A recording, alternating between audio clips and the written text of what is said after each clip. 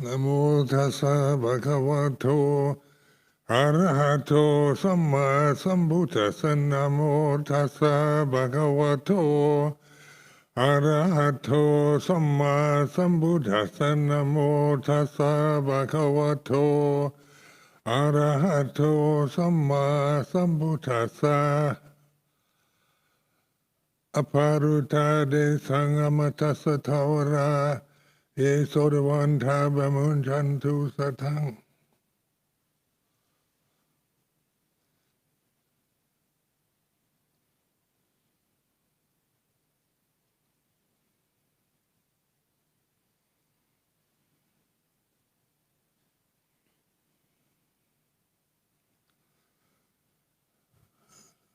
So this is a Uposatha day. We've chanted our rules.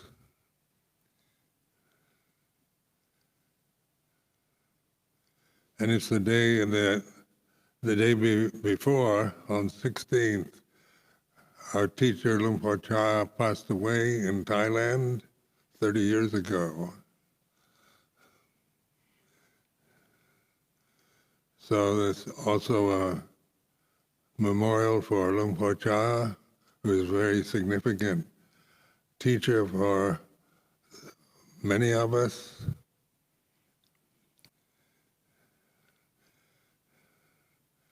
And I met him in 1967. I just ordained as a bhikkhu in Hong Kong, and I went to spend the first Vasa, the first rainy retreat season in Thailand with Luang Por Chah at Wat Pa Nong Pa Pong. So I didn't know anything about him, never heard of him before, but one of his disciples, one of the wandering monks who was disciple of Luang Por Chah, informed me about this amazing teacher in Ubon, in northeast Thailand. So I became interested. I wanted, as newly ordained as a bhikkhu, I wanted to learn about the Vinaya, how to live under the discipline that was established by the Buddha, because I really didn't know how to do that. And I felt my character needed to be put in some kind of system that I couldn't control, because most of my life as a layperson, I learned how to manipulate conditions for my own benefit. So I survived in the world. But that, I realized it didn't help towards spiritual realization, that there was something that I needed to let go of, such as my ego was so dependent upon the idea of I'm an individual.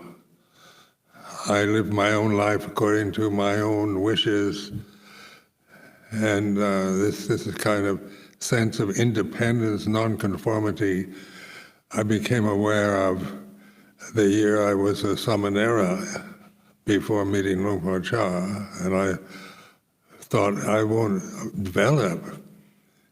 How can I possibly develop the path of the Buddha prescribed if I just have this reference point of my own views, my own interpretations of Vinaya or Buddhism, that I needed to learn how to humble myself and put myself into a discipline that I couldn't manipulate or control, but it was just a traditional form.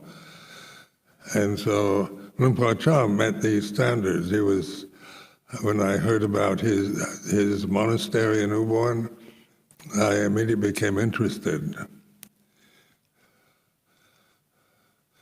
So on meeting him, first I liked the monastery itself. It's a nice forest monastery, very primitive at the time. And at this time, 1967, Luang Por Chah was not very well known, except in the Ubon area.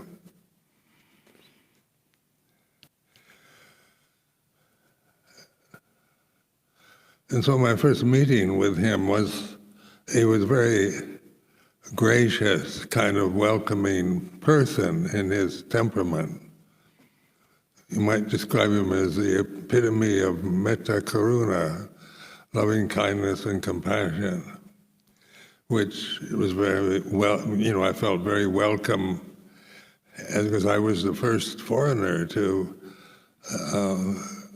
live with Luang Por Chah. I don't know if he ever met foreigners before that.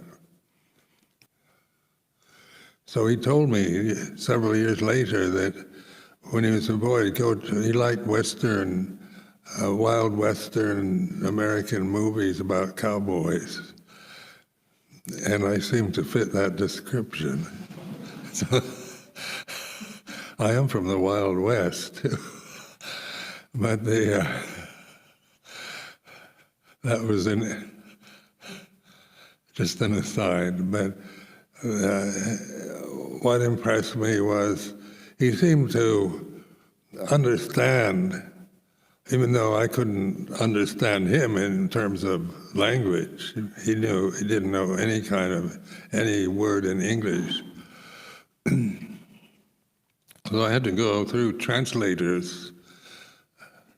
At the time, 1967, there were 2 Thai monks who could speak English, and so the first month I would spend with Luang Por Chah.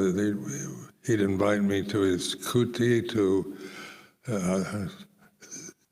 converse about Dhamma through these translators. And so I found what I was looking for, a monastery, a forest monastery with strict Vinaya training, and also a Tudanga practice monastery of wandering monks. That I like the idea of being a wandering monk, in my romantic nature, romanticize this kind of freedom of wandering in the forests and jungles of Thailand, and as an ideal, it was very appealing. And then also, Luang Por Chah's emphasis was on the sutta teachings in the Tripitaka. So the suttas were very much encouraged to study and reflect upon. And the first sermon, the Dhammacakka Pavattana Sutta, the Four Noble Truths teaching, I'd been meditating on for a year in Nong Khai Monastery.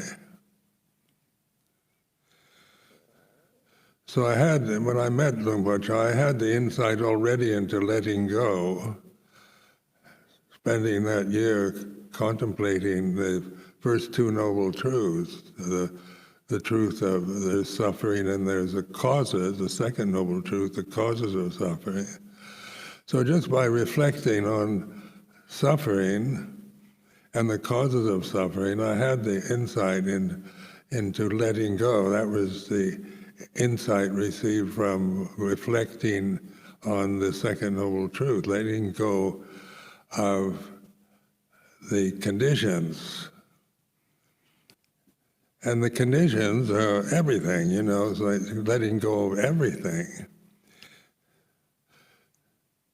So everything is a condition that we see, hear, smell, taste, touch, think, feel. Our bodies are impermanent, and what we see and the senses themselves, the eyes, as well as the object of the eyes, it's all about impermanence. And I was very much, I could, easily, I had insight into that. It was quite interesting to spend time contemplating impermanence, because that's not part of a Western trained intellect. I was never told to investigate permanence, going through many years of education until I stayed with Luang Por Chah.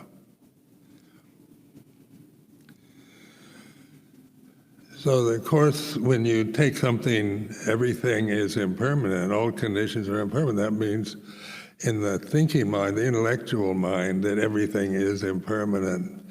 And it leaves you as an intellectual attachment to the perception of impermanence. You know, and you have faith in the Buddhist teaching, and you have faith in the teacher, Luang Por Chah, then everything is impermanent. There's no doubt, no reason to question that. So, but what does that do intellectually when you just grasp the perception of impermanence? You know, then you realize who's aware, what is it that's aware of impermanence? Is there, you know, when the concept, the perception of anatta, no self, no separate self,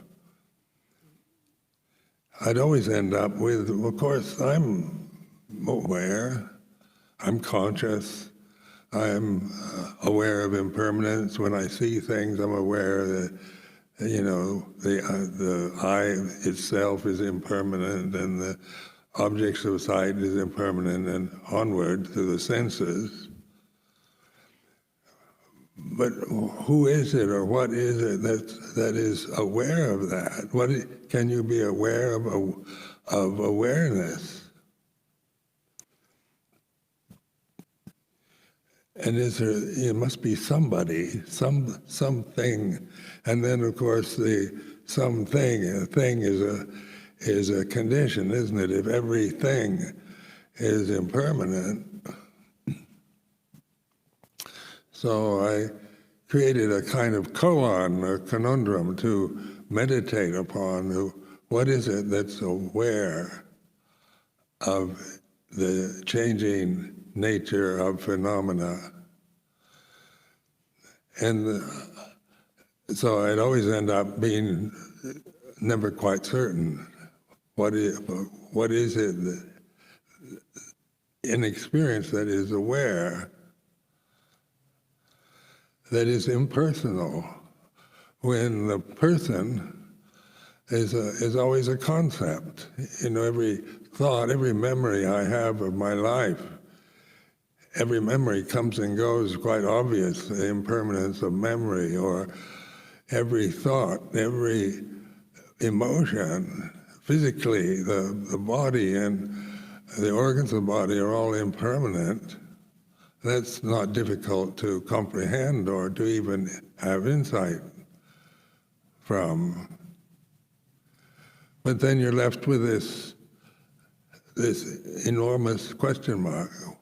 What is it that is aware? And so Luang Por Chah, when I addressed this doubt to him, his teaching of using the Buddha's name in a kind of mantric form, Bhutto, being the awareness itself. So Buddha, the word Buddha means knowing. It's a knowing that is impersonal. So it's not always the name of the sage, Gautama the Buddha, but it is a Pali Sanskrit word that conveys a sense of awakened awareness in the present moment. So that was quite useful, because using the word Bhutto, then the intellect would assume Bhutto is awareness itself, and I can't claim to be a Buddha as a person. You know, I could not see. I'm not crazy enough to imagine myself as a Buddha, as a person, that I become a Buddha as a person, just by being aware. But it's a practical method a convenient means to investigate. So this what we call the witness position. It's Buddho, it's Buddha that knows Dhamma, and Dhamma is the way it is. So for a foreigner introduced to Buddhism as an adult, these are exotic words. Buddha, Dhamma, Sangha, to many of us who were raised in the Western world, these are exotic words we use in an English context. So we take refuge in the Dhamma, refuge in the Buddha, the Dhamma, the Sangha. And what do we mean by that? It's part of a traditional ceremony in Theravadan countries, but it must have some meaning beyond just ceremonial chanting. And Buddha and Dhamma and Sangha, what are they in reality, in the here and now? So Luang Por Chah's emphasis was always coming back to the here and now, Paccuppanna, what we call Paccuppanna Dhamma, the reality of now is like this. So when you're training in a Thai, very conservative Thai forest monastery,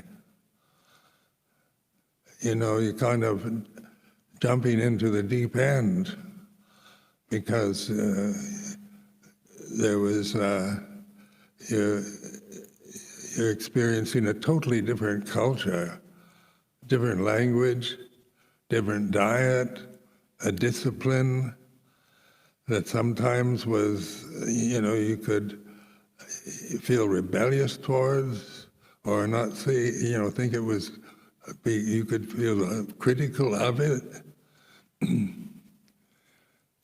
I remember going through a period of feeling suffocated by it, feeling suffocated by the training at Wat Pah Pong, because I was clinging to the discipline in a way that was oppressing me.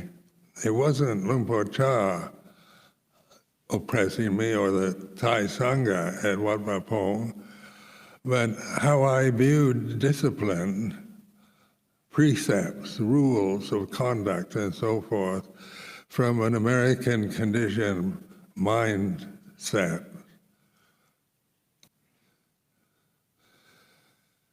I was also, as a layman, very much like to think of myself as a nonconformist. And it was one of my ideas of being a nonconformist, being rebellious, not just blindly following what you're told to do.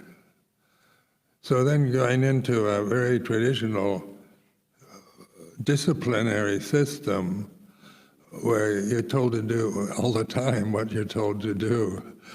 And monks were always telling me I should walk in a different way, how I should sit, how I should conduct myself. And I was constantly being reminded of how to surrender, how to conform to the discipline as it existed in Wat Pah Pong at that time. And Luang Por Chah, even though he didn't, I was probably his first Western person, he seemed to understand me very well, considering he never traveled outside of Thailand. And from a very remote part of Thailand, Ubon is in the northeastern part of Thailand. So he was not particularly sophisticated or well-learned in terms of modern values and systems and governmental systems and so forth, but he was certainly learned in the scriptures and in the practice of the Dhamma.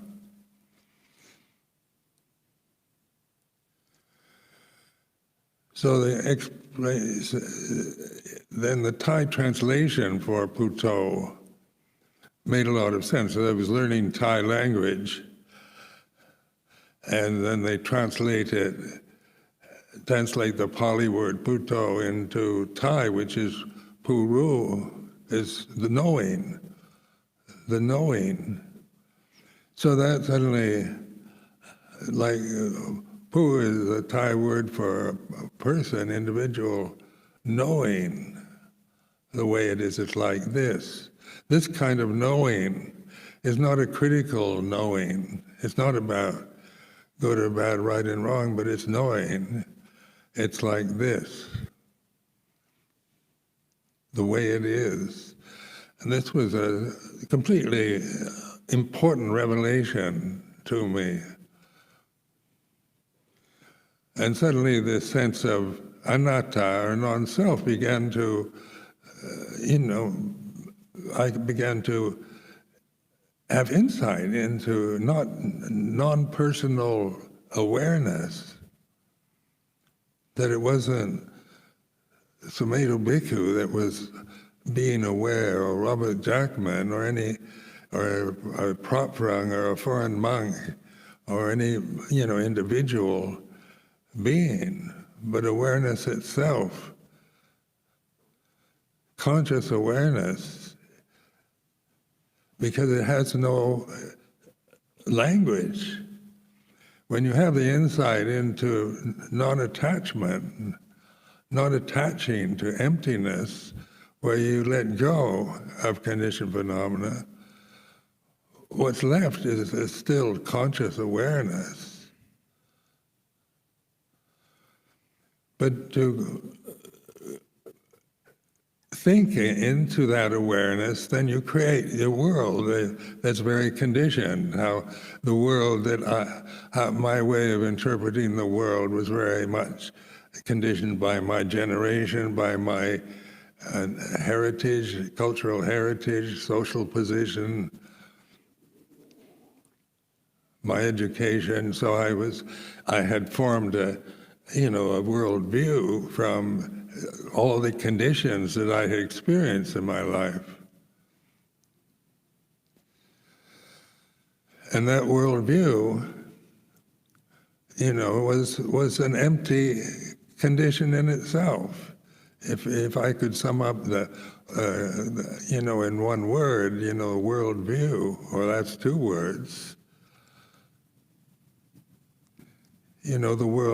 the real world to an American is the one you see, the solid, the mountains, the cities, the rivers, the oceans. The world is material world. The world is about people and nations, countries, nationalism, politics. So the world is all about everything that's conditioned.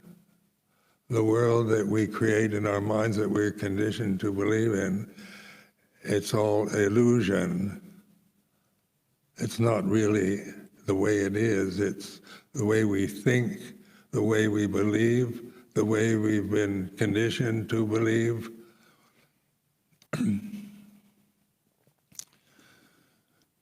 So this Puto was, I use that, I encourage all of you to use that as just a convenient method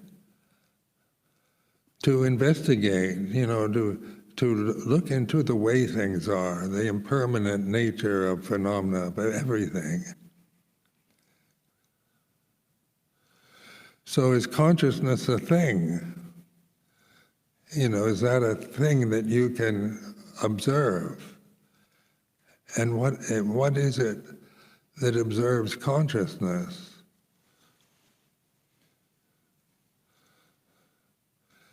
And so, you can't try to, to this day, scientists, psychologists, psychotherapists are still trying to figure out consciousness, because we're all conscious. Everybody that's alive is conscious with a whole different worldview. we share certain perceptions in common, but a lot of it's unique to the individual. So the worldviews, when we try to establish a worldview that it should be a certain way, some ideal that we have of how the world should be, we end up being frustrated all the time because there's so many different worldviews, and other people's worldview we might not agree to, because my worldview is like this, and I believe in my worldview is the right view. And so that very way of thinking is all brought around through the intellect, through the brain, through thinking me and mine, my view of the world, what my parents told me, what my religion tells me, what my society tells me is the right view.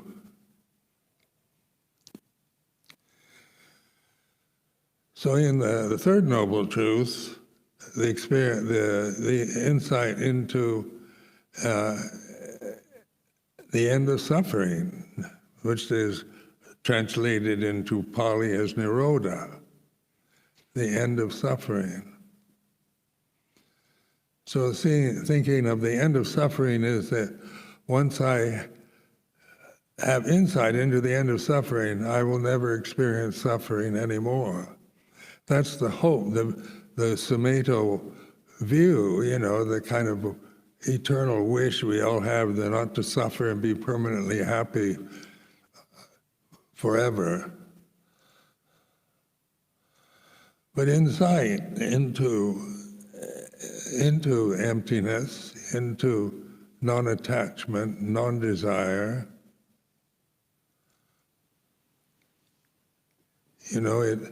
the insight is instant. And something in you really know, insight is the kind of knowledge that is not intellectual. It's gut knowledge, it's profound knowledge. It's not learned knowledge from reading books on Dhamma or believing in teachings and doctrines from what you get from somebody else or from the scriptures. It's what they call bhajatang, something you have to see for yourself. So the word jnana in Pali word is profound insight. Jnana dasana is what we experience, which is profound knowing or insight knowing.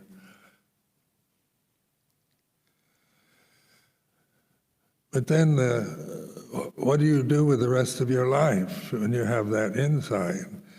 Is you still live in a world, from my own experience, live in a world of monastics and tradition and Vinaya practices and Tudanga practices. And so what do you do with that? You still feel certain, you still have what we call vipaka kamma arising, memories from the past, old habits that take you over sometimes, that you thought you left behind. And so then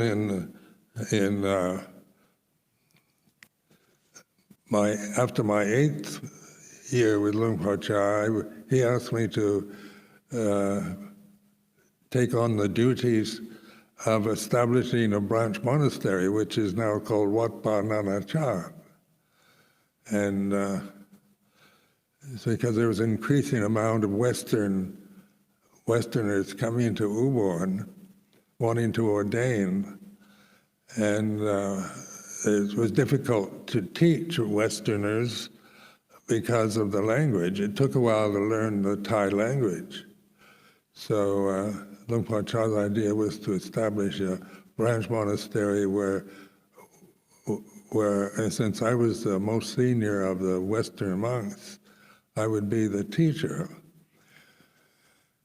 So I vowed several years before that to do whatever Luang Por Chah asked me to do, whether I wanted to do that or not. I would still do it, just because a way of supporting and expressing my love and appreciation, gratitude to Luang Por Chah.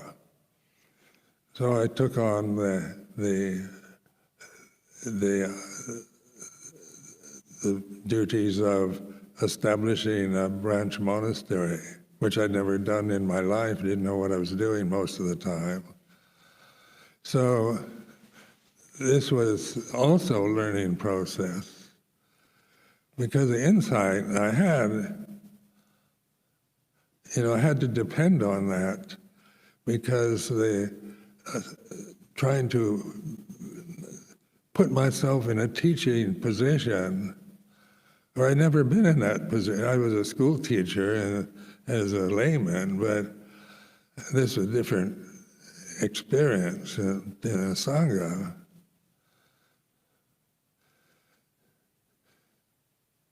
So the emphasis that Luang Por Chah made was on being aware, the Puto, being aware of the way it is. And so, like all training, as many of you, most of you, or maybe all of you are aware of, it brings up the past, memories of the past, and the relationships within the Sangha itself. And we still, even though we all do our best to conform to the discipline,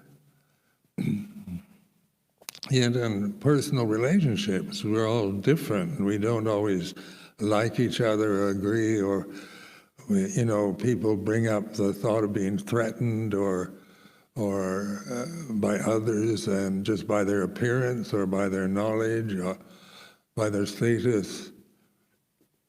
So we become in the Sangha very much aware of each other, in monastic Sangha, but the good thing is that we all conform to the same discipline, to the agreed way of conducting for monks, nuns, lay people. So that's an agreement we all share, that living within that structure. But then we have to live with the separate views and opinions, habits, racial identities, gender identities, nationalist identities, cultural identities that still can take over our conscious awareness, and we can become obsessed with our emotional reactions to life. So first, many people think of monasticism as a lot of suffering.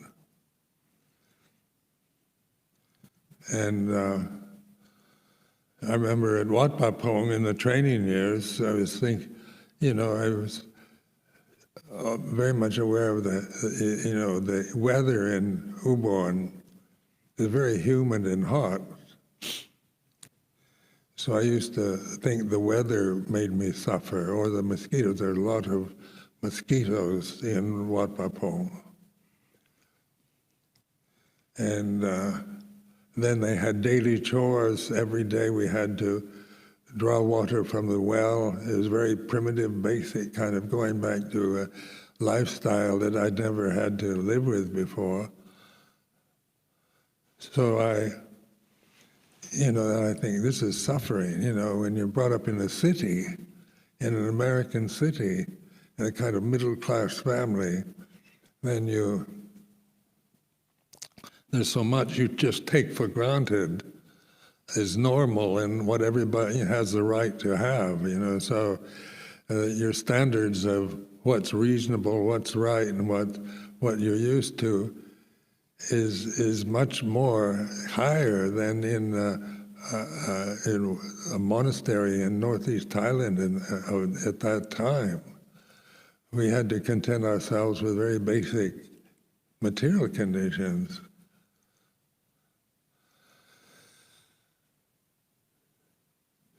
But the whole point of this talk is to emphasize the way Luang Por Chah kept pointing to the here and now rather than to the ideal monastery or to just Buddhist doctrine as imposed on you, as if you're a real Buddhist, you believe in this. It wasn't Buddhism, Theravada Buddhism is not a kind of doctrinal religious teaching. You're not asked to believe in anything. So it's not, it's or the exact opposite of other religions, which are based on beliefs, on metaphysical beliefs. Like if the Luang Por Chah said, you have to believe in Dhamma, how do I believe in if I'm believing in Dhamma? And a lot of Thais in northeast Thailand used to come to Wat Pa Pong, and they bowed to the Sangha, the monks, first, because that's representative of Buddha, and then Dhamma they bow to a bookcase filled with the Tripitaka, or they bow to the Buddha Rupa rather in the temple, and then the bookcase, and then the Sangha, the bhikkhus sitting on the benches that they sat on. So Luang Por Chah was always emphasizing that, the foolish belief that Buddha is an image made out of bronze or wood or marble, whatever, it's just a material image. And he'd emphasize this to the lay people, who were willing to believe that Buddha Rupas have special powers and magical abilities, and if you pay respect, you go to places in Thailand, pilgrimage spots where there's especially sacred Buddha Rupas. And Luang Por Chah was trying to inform the ordinary Thai people that this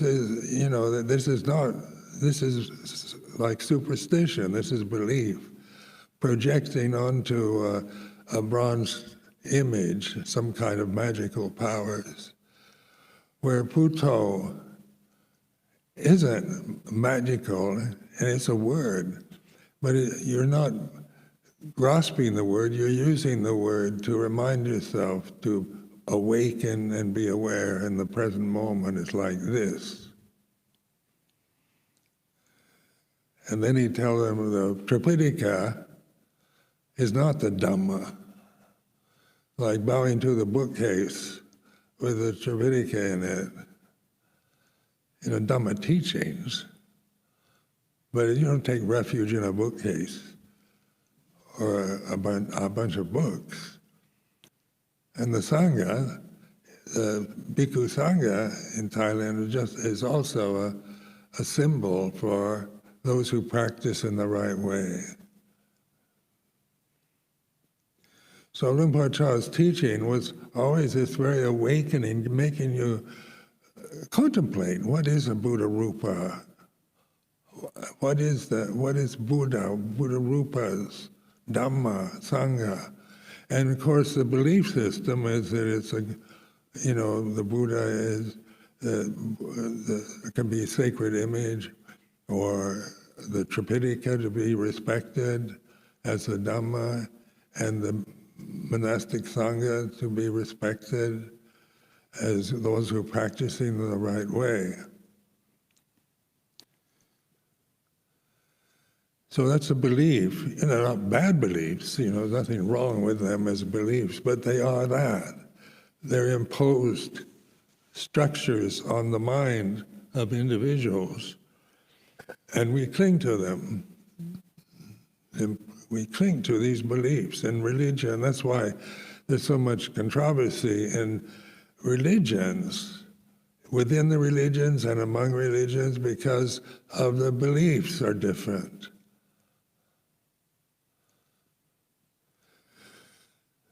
So there's no end to conflict with that. We can't just, we can be generous and liberal and try to be fair to all religions is one way of looking at it, or we can regard our religion as the right one and all the rest are wrong. But to do that, whether it's a grand gesture of accepting all as equal and respecting all religions, seeking the spiritual goal of liberation is a generous liberal thought.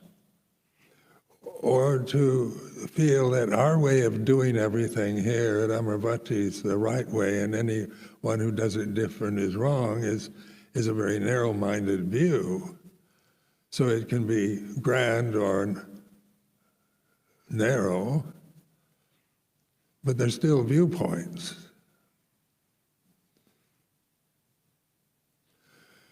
So where do viewpoints cease? And of course, this is the third noble truth, the end of suffering. And when you have insight, you have a confidence you have this, the result is samadhi, or perfect or right understanding. For samadhi is the first step of the Eightfold Path, is perfect understanding.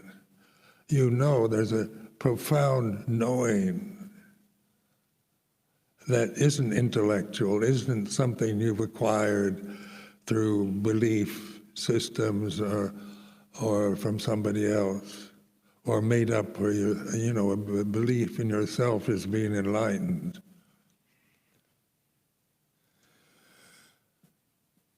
So then the path is developed through samadhi, perfect understanding. Now this Four Noble Truths teaching, I developed that over the years, my monastic life, because when I first became aware of it, I thought I didn't quite understand it, but I was interested. And the end of suffering especially interested me because my personality, my conditioning was always very critical and always ending up with some kind of depressing view of life, of myself, of the world. So I thought if I could just realize the end of suffering, I wouldn't suffer anymore. But even that is a self-view, isn't it? I won't suffer because I'm still very much believing that this physical body, this being here, sitting here, talking, is what I am. So in developing the path, you investigate the vipaka karma that arises, the old habit rises, the anger arises, the fear, jealousy, doubt, worry. And then establishing what Padanatam was, a real challenge, because I didn't really want to do it, and never done anything like that, and so it was like being put into a position I felt very uncomfortable with. But I could reflect on that. I could observe this sense of, I don't want to do this. I could see it as a mental object rather than something to grasp. Or I had a lot of doubts about, am I ready with 8 years only of experience? And I liked a kind of isolated meditation. And then I was put into charge of a sangha. We started out with about 6 monks at Luang Chah. So then, and they were all strong personalities. They weren't willing, they weren't disciples of me. They didn't look to me as their teacher, and yet I was supposed to be teaching. So you investigate, what is a teacher? You don't just try to operate from the perception of being a teacher. That doesn't work very well. The first year I tried to operate from that position. My role models were Ajahn Chah and Luang Por Chah, one of the chief disciples of Ajahn Chah at that time. Because I didn't know how to be a teacher, so I emulated the teachers that I respected. But that didn't work. It doesn't work to try to act like a teacher or an abbot or a head monk of a monastery. You can become very bossy and it blinds you to see yourself always in positions that you just take on without wisdom, without understanding.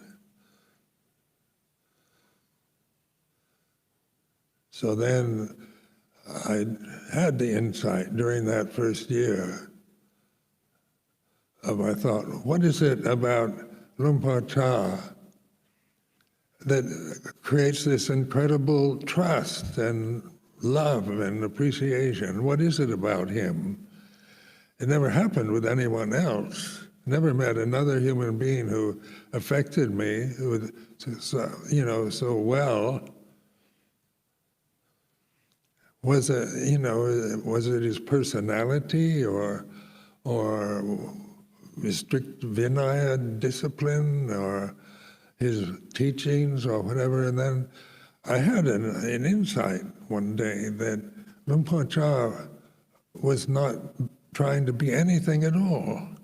He wasn't trying to emulate Luang Pu Man or other Kuba Ajahns of fame at that time. He was completely himself. His being was like this, and he was relaxed. He wasn't holding on to things. So even, when he would admonish me or something like that, I always trusted there was wisdom behind it, not a bad mood from Luang Por Chah. I never felt he spoke from any kind of personal enmity or anger or just from feeling grumpy or a bad mood at the time. His admonishments always had a point, so you never minded them. You never saw them as, as something of rejection, but just trying to point out things that one can't see in oneself usually. So then the second year, Nana Chat was much easier because I began to relax and just let things flow. And I found the monks that were with me kind of went along with that. They didn't get the resistance that I had the first year. This sense of well-being, of trust, is important in monastic life. So contentment is the goal, but you can't make yourself content just through trying to be content. You have to have the insight that there's nothing worth clinging to. That clinging, there's expedient clinging, so, when you're doing something, washing the dishes, you have to cling to the dishes to get them clean. So one can operate by handling objects and doing duties, performing one's duties, responsibilities, without clinging, without personal clinging. So there's a kind of flow, an easy flow of being in what we call liberation from suffering.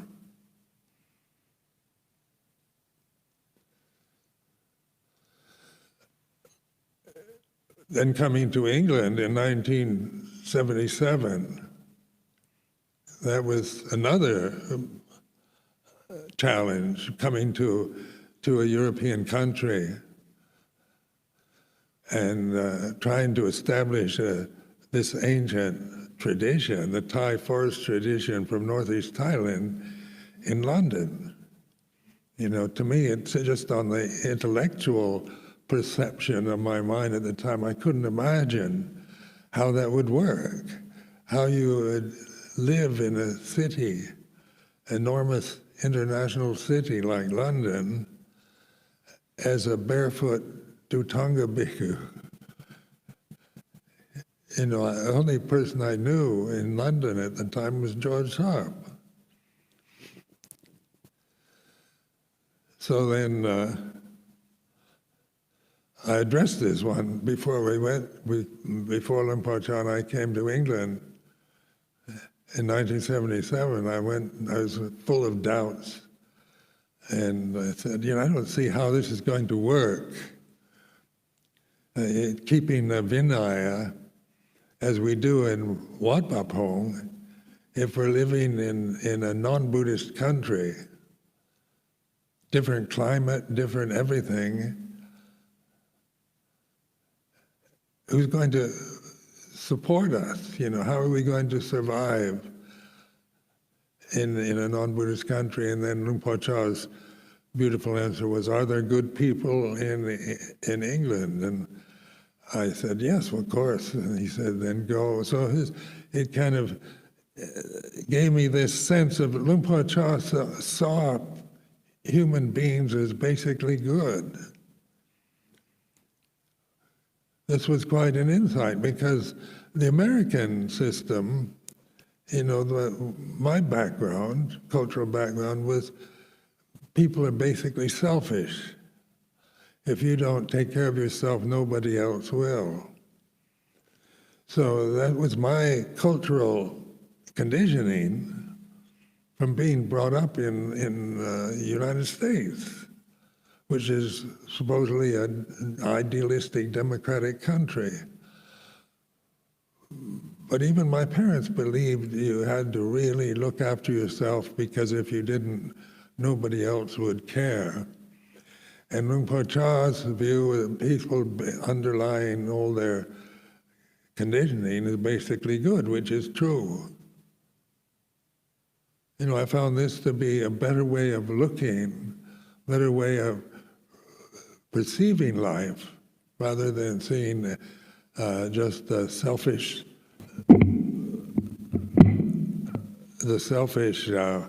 seeing selfishness in everybody and everything. Then you become cynical and depressed.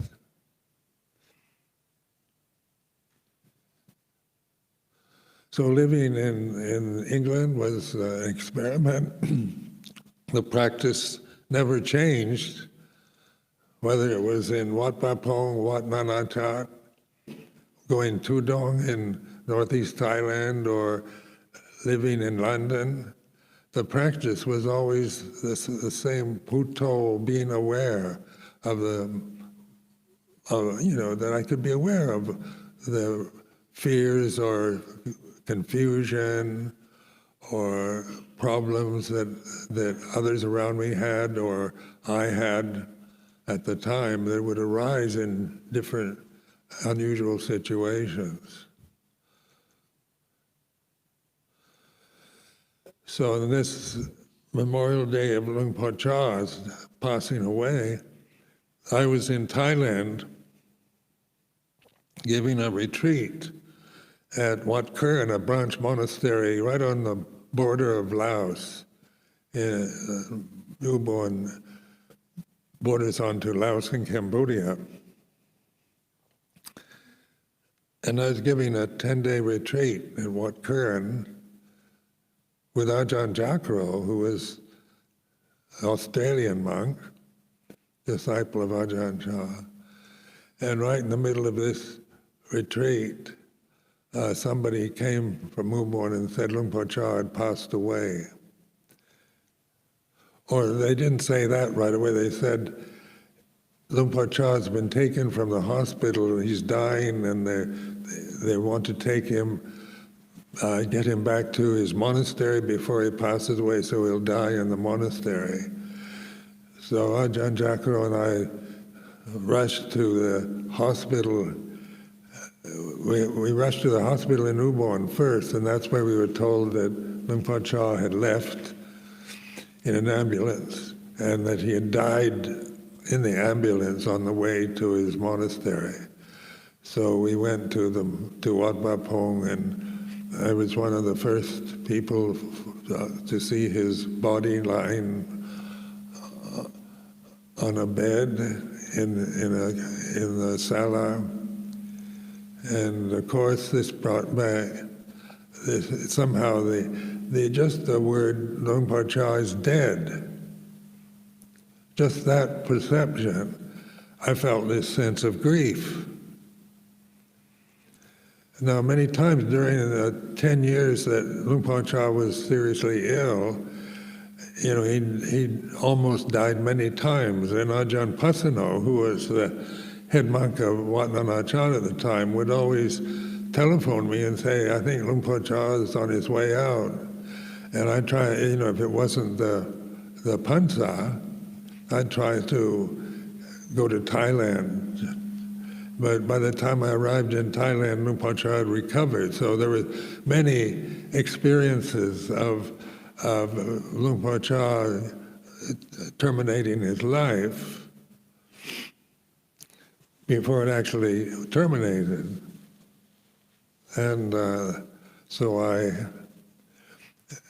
this time, this was the real thing. And somehow that final statement, Luang Por Chah is dead, I experienced immediate grief.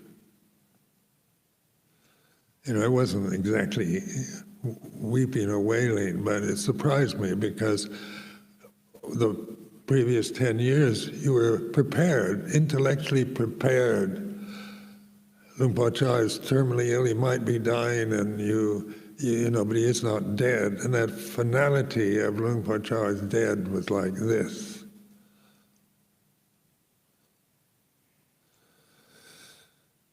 So because of his power and influence, he's become incredibly famous, more famous now that he's passed away than when he was alive, because his teaching is so direct and so practical, useful for people, all of us, whether you're samanas or lay people, because it's a simple Puto practice of being a witness, the knowing of the emotional experience that one has at the present time.